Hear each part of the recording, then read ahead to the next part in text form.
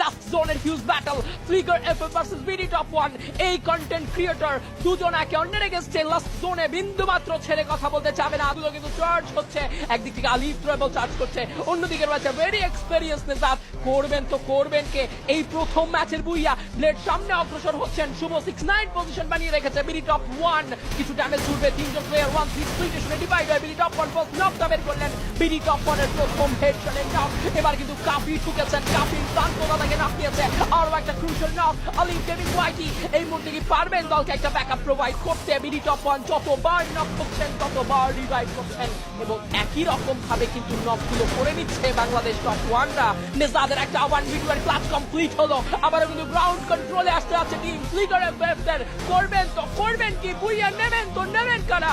Last জোনের ফাইটে কোনো কিছুই বলা যায় না, তবে শেষমেশ বিডি টপ 1 এর একটা clutch and it's a booyah from the side of team Bangladesh top 1।